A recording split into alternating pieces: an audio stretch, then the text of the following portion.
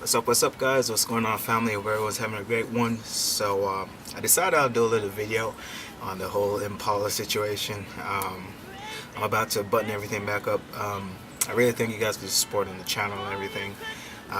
Hope you guys really see these videos informative or just just following the journey, you know what I'm saying? I decided to make a little topic, a debate, discussion, whatever you guys want to call it. Hopefully a lot of people pick up on it in the future. What do you guys think about rebuilding your own transmission? Manual, automatic, whatever. What do you guys think about that? I really came to a conclusion actually tackling this for the week. It's a pretty big job, especially when you have a lot going on. And when I mean a lot going on, factor in things like where you live, time, money, help. I don't think it's much of really a hard job if you really sit and learn. It's not too hard, but in my opinion, when it comes to automatic transmissions, it's just more than just putting parts together. There's so much going on inside of this crap. I'm really happy for the opportunity to learn as much as I can, even if it is inconvenient for me to get another car. I'm really happy for the opportunity just to learn and read a lot and as much as I could learn, but it's a lot to grasp. So I'll give you guys a little close up and I'll show you what I've learned thus far. I'm sure a lot of guys who may be watching this have way more knowledge, so this is not a way for me to show off or anything. Like I said, I'm still learning. Me and the wife and some of the comment you guys have given just to scrap the car, but inside of my little head here, I'm like, man, I want to do more, but a lot of factors going, just hindering me from continuing, even though if we got a car, obviously I don't know how many of you guys lease apartments, paying rent, but one of the policies, a no is fixing your car. So obviously you can see I got the tag here and the Impala here, and I'm already breaking the law. So yeah, that's that. So I'll give you guys a close-up and show you guys what's all in there, what I'm going to try and illustrate here. So this is the and if a lot of you guys already know, like I said, I'm not trying to show off here or anything. Just showing you guys a little bit of my experience of what I've learned from this past few Christmas week and today.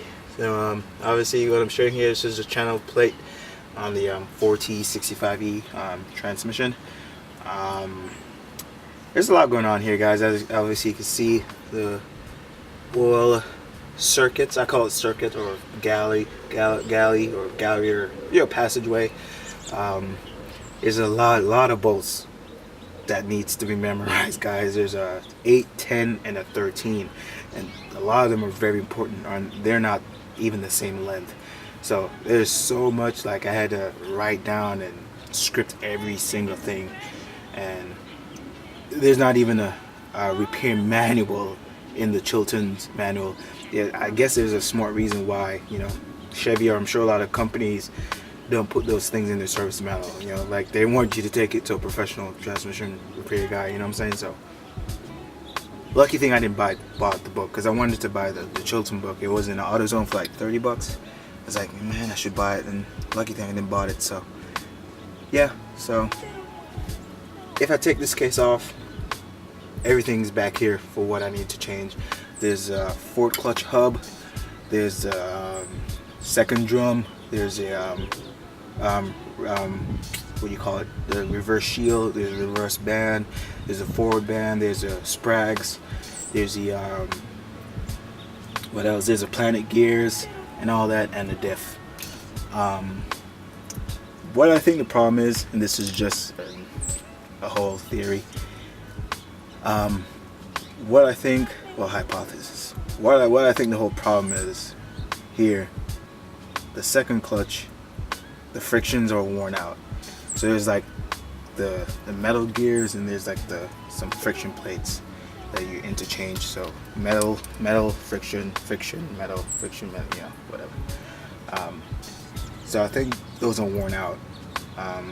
And another thing I think that's bad as well is the forward band is broken. I read a lot, those tend to break. so it could be broken. Other than that, really don't want to spend too much money into it and then buy all those parts, and it's still it's messed up.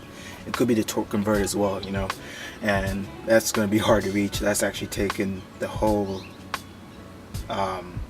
engine out just to unbolt it from the engine. So that's another topic right there in another case. But it could be the torque converter, you know what I'm saying. But like I said, I think the whole second drum and the forward bands are bad, because when I changed the line, the coolant fitting line, we had a strong reverse gear, but we didn't have any drive nor first, second, and third manual shift.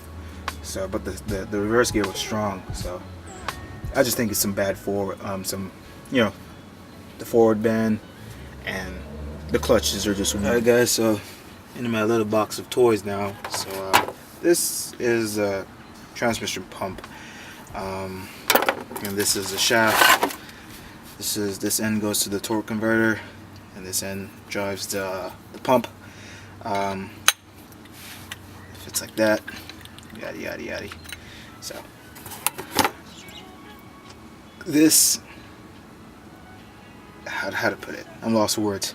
So when I was filling the pump, the housing, whatever, the transmission with fluid, every time I realized I was getting a false reading. There was no oil in the stick, even though if I was up to the 7 quarts that is specified, I wasn't getting a reading on the stick. Yeah, obviously you're supposed to check your fluid, supposed to have the car in a flat surface, having the transmission, the car on, and making the car get to temp, and I was still getting no reading. So who knows, the pump could have been bad as well. But I was planning to buy a brand new pump.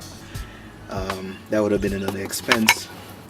Here is the harness that plugs the sensors and the temperature sensor.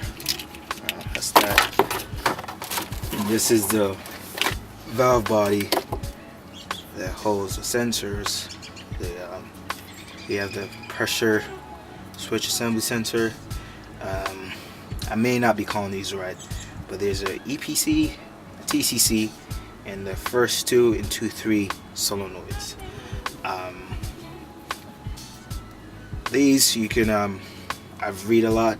Guys would hook these up to a external source, power source, and pressure test them. Again, we don't have all of that, so that'd be hard. But some of the symptoms that you could have would be like long shifts, like long harsh shifts. That could be a problem with the accumulator as well. There's like some company called Transgo who makes accumulator and a shift set. So but that's in the bottom of the filter pan when you drain the oil out. So that's that. But as you can see, guys, a lot going on here. There's check balls that's supposed to go into certain holes on this and the channel plate. So there's a lot to retain. This is the separator plate that sometimes the check balls can eat these out, and you probably need a new separator plate. This needed to be changed. This comes in the whole kit. This actually broke, and it still smells burnt. So like I said, I just decided to show you guys what's going on. Again, I'm trying to show off here. I'm really happy with the opportunity of learning, even if it's been in an inconvenient way. But I wish I could get it done, but hopefully there's another opportunity that I can get another 4T65E, or hopefully I get myself an Impala SS and tear one of these bad boys down again and hopefully successfully fix one. But yeah, right now it ain't worth it. But just to boil into the whole question again, is it worth fixing, repairing, whatever, rebuilding? Mostly automatic. I mean, the manual transmission shouldn't be too bad, right, guys? I mean, sure, a lot of professionals out there could comment on that, but with an automatic, man, there's so much going on. The rebuild kit is like $240 some bucks, and if I was really looking really hard and really wanted to drive as far as, say, Dallas, because transmission popped up in Dallas for $350, $400, and that'd probably be more cheaper, but to drive all the way down to Dallas, 4 or 5 hours, come back here, pull the whole transmission, the whole engine out.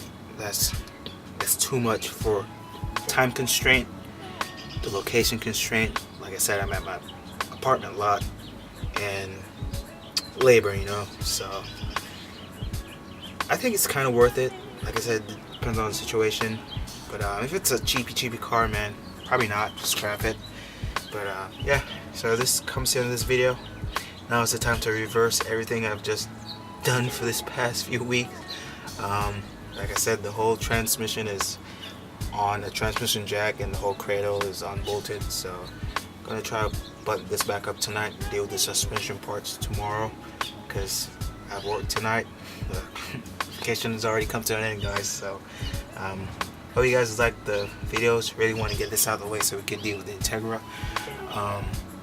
Really thanking you guys for the support, and the channel is slowly growing. Really appreciate it. So you guys continue for more content. Hopefully keep it as informative as much as possible, and you guys stay safe.